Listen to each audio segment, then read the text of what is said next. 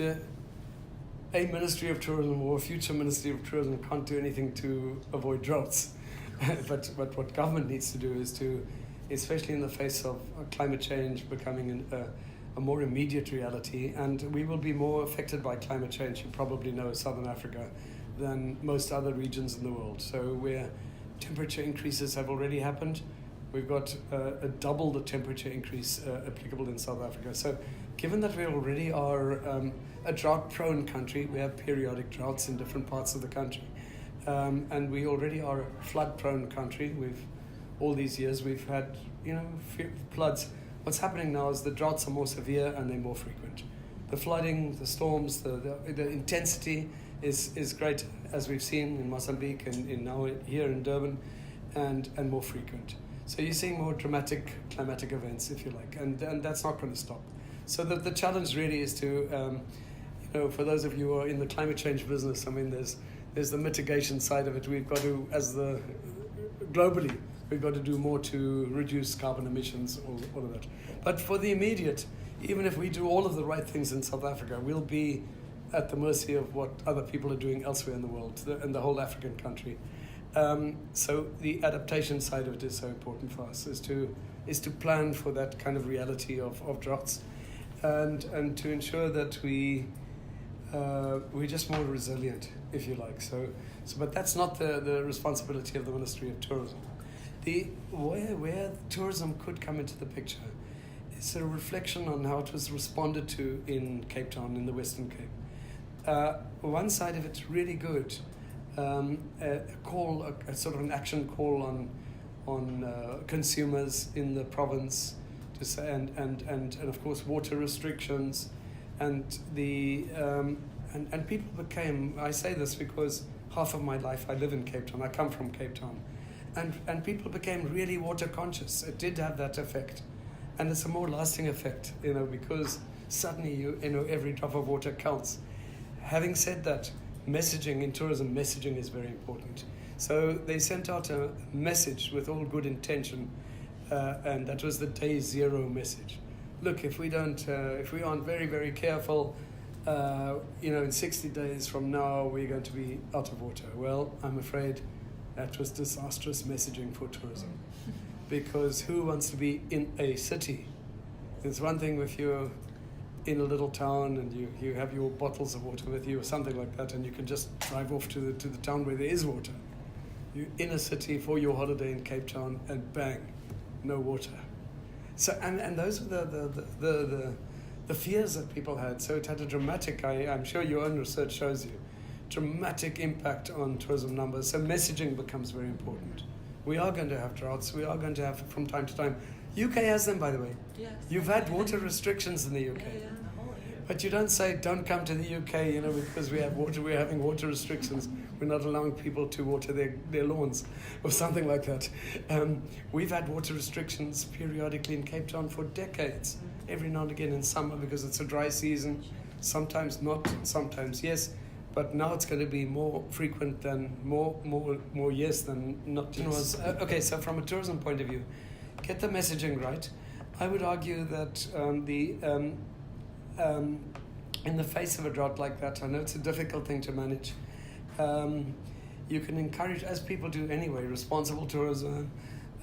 If you don't mind, rather if you want your towel washed, put it on the floor, that sort of thing.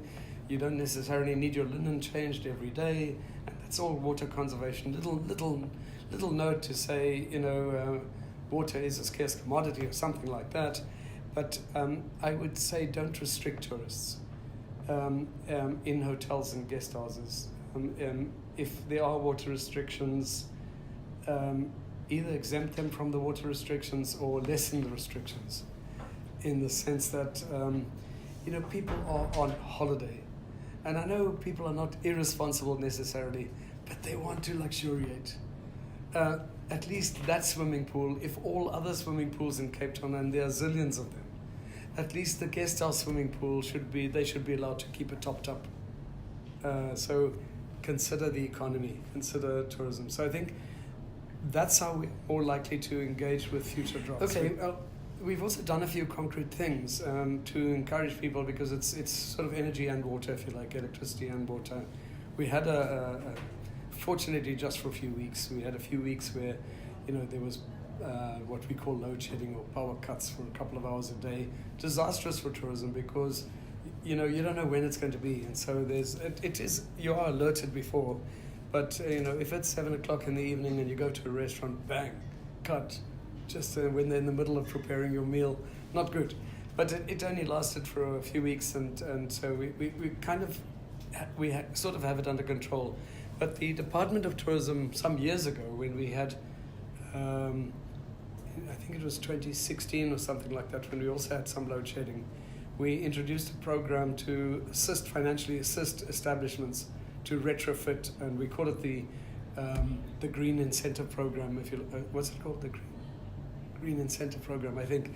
But in any event, it's to assist establishments up to R1 million to install renewable energy options. Could be a solar water geyser, could be photovoltaic panels, and we've done it in some of our, state-owned establishments. Robben Island, we installed a number of solar panels. Kruger National Park, Robben Island in particular, because they're not on the grid, all of the electricity came from diesel generators, and now the diesel generators are more backup than its primary source of energy. So things like that we can do. In general, we've always been quite strong on the promotion of responsible tourism. That's environmental and social responsibility. I think that's even being elevated once more to say, and that includes a number of things, by the way. That includes things like, which we'll be paying more attention to in the beginning of this term, animal petting, wild animal petting, how you interface with animals. Those things will be getting serious attention. Because I know tourist life, I confess to your recorder, I have stroked a cheetah before I was conscious that we really shouldn't be promoting things like that. And it's a fantastic feeling. Stroke the cheetah purrs. The cheetah loves it. It's a great feeling. And it's such a beautiful animal, but it's wrong.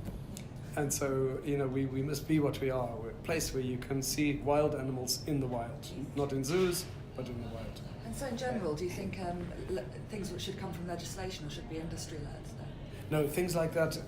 I think it's a big debate at the moment is, are we trying to regulate excessively? We don't think that tourism should be excessively regulated, but there should be regulations. In London, Airbnb is regulated, for example. Airbnb, I'm drifting a little bit, but Airbnb is in support of limited regulations. So they feel that they're not the victims of resentment, of saying we're unfair competition, what applies to us doesn't apply to you. They're completely in support of it. On things like what kind of hunting is permitted and what shouldn't be permitted, trophy hunting, that will have to be done by legislation. So the legislation, at the moment, there is a process. For a period, about 2 months, I was the acting Minister of Environment, and I kind of initiated a process, a panel, to have a look at the full spectrum of human-animal interface, if you like, that includes the hunting part of it, the animal handling part of it, and under which conditions can animals be kept, things like that. So there's a panel that will be advising the Ministry of Environmental Affairs, but it will ultimately result in tightened up legislation, because you can't just appeal to people, and there have to be rules.